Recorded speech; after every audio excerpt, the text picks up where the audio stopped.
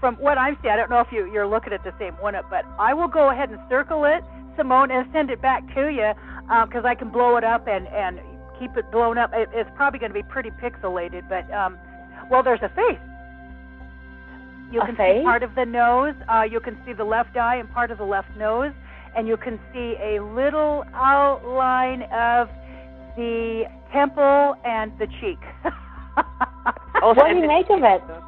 I'm just thinking that it's just someone that is, there again, a pretty spiritual person, and they're just enjoying the time. Mm-hmm. There is an orb on the right window. Yes, there is. I see that. Mm-hmm. Yep. Well, I heard a story, and it hasn't been corroborated or verified, but some say that the ghost of King Victor Emmanuel II, he has a tomb over there. His ghost is roaming around the Pantheon. Oh. Well, now that I've backed off the picture a little bit, I can see his mustache. I'll have to see what I can do about blowing this up and circling it so you guys can see it, too. Oh, I see it. You have an eye for these things. Oh, well, yeah. I do an awful lot of looking at pictures. Yeah. I'm going to suggest that we revisit this photo when we talk about the pets. Okay. Because there are a lot of pets there. Okay. Really? Uh-huh. Really? Inside there? Yeah. Wow. In the Pantheon? Yeah. Why? They were probably sacrificed at a point. Oh, really? Interesting. Yes. Interesting. Where are you sensing them? Near the ground or up? A little bit everywhere. Everywhere. Yeah, but you got to really get close. Do you think they were sacrificed in this actual building or on the ground? Oh, no, right in this building, yeah. In the building? Yeah. In a Christian building? The Pantheon was built to honor all gods. Oh, okay. And is the only surviving pagan temple because it was converted into a Christian church dedicated to Virgin Mary in order for it to be preserved. Well, the Pantheon is a happening place because right outside the Pantheon, there's a fountain in the piazza. But if you see that obelisk right in front of the Pantheon and look at the orbs there, spirits are everywhere. Wow. Now, Simone, you know what I would do? While Sandy blows up that picture of the guy with the mustache, see if you can research who exactly was the king you're talking about, find his name, and see if you can find a photo online. Trust the Google images. Yeah. It would just be interesting to see if he's got a mustache or whatever that, we're picking up on, see if it's the same guy. Right. Oh, yeah, cool. Okay, King guy. We're on to you. While Simona's looking up the king, I want to give you, I'm going to put my photographer's hat on. I don't know if everybody knows, but I've been a photographer for 30 years. Cool. I didn't know that. Yeah, yeah. I keep these things secret. I was a fashion photographer for 30 years. You keep a lot of things secret, Rob. Yes, I do. And as a photographer, let me tell you a couple of things, right? Because I've read some of the debunking of the orbs. Right. All right?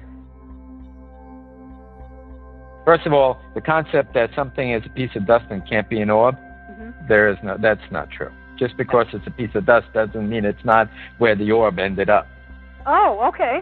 Okay, so that anything that can be done with a camera, I can duplicate. Okay. I can duplicate anything. So if you're talking about lens flare, and I wanted lens flare in my photograph, I can duplicate it. If you wanted dots, you wanted spots, I want to do that, I can duplicate. I cannot duplicate an orb. I cannot photograph an orb and then say to myself, I'm going to put my camera in the same spot. I'm going to make it happen. I'm going to make this round, perfect little dust spot look perfectly round it's impossible. And I defy any photographer that can say that he can duplicate this exactly the way it's been photographed, even by accident. You remember I discussed the tube once in our conversation? Yeah. That the orbs are a tube of light that comes down from heaven and how spirits travel back and forth. Right. If it happens to end up in a piece of dust, that's where it ended up. I love it. Okay. Like I went to Wikipedia and I saw this guy trying to emulate these round circles. Yeah, he was able to do it when he got really close to a pool and created this, but he couldn't do it once he was like even 3 foot away from the pool because it's not possible. Okay. To debunk the aberration as being part of the lens, I'm a photographer. I don't get orbs. And the only reason why I don't get orbs is that I can't have spirits near me. Right. So. And you don't get orbs? Ever. No, thousands and millions of photos. Sandy and Susanna, I sent you something. So while Rob is finishing it, look for your email. I'm looking for it. I've got it. Okay. Oh, I'm done. Okay, wait. I'm sorry to interrupt. Oh, no, it's all right. I was done.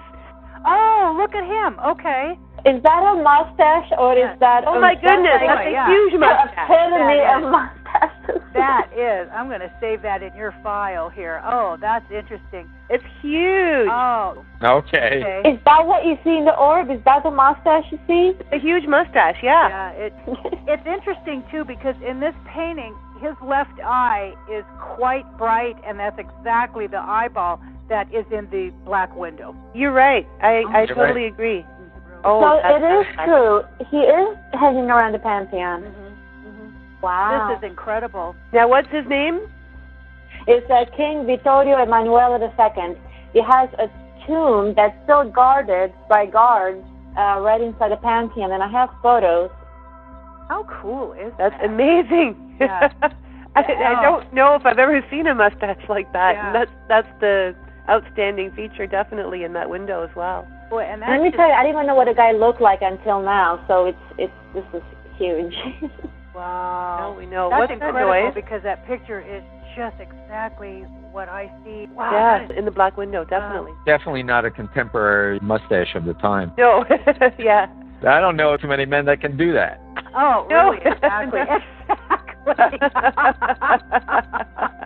Okay. Yeah, and this is so amazing. I'm so impressed because if you had known about his tomb inside the Pantheon and knew he had a mustache, you could say, yeah, well, maybe you remembered you kind of saw his mustache in there, but you had no idea. No, we had no idea.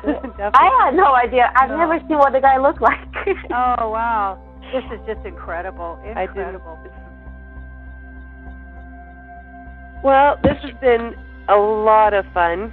Thank you so much, Simone. We hope we were able to shed a little light for you. Thank you for explaining all these things to me. Now I'm doing a show on Assisi. Florence is next, and then it's Rome. In Rome, I've come across quite a few ghost stories. This one was one of the Pantheon, and I wasn't even sure it was true, but you confirmed it. So maybe when I get to Rome, I'll dig up my ghost stories, and maybe I can share them with you, and you shed some light on these legends. We would love that. And maybe I have some accidental orbs in my photos too. Let's probably do. Yeah. And mustaches, of course. And mustaches. Exactly. You bet. Simone, thank you. You've been wonderful, and definitely, please do come back. Thank you for having me. It's a pleasure. We've enjoyed a little visit to Italy as well. Oh, thank you. Thank you.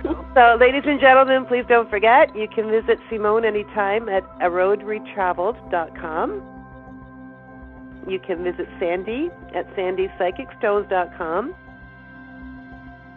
And Rob, of course, at SourceNewAge.com, and myself at arcanamatrix.com.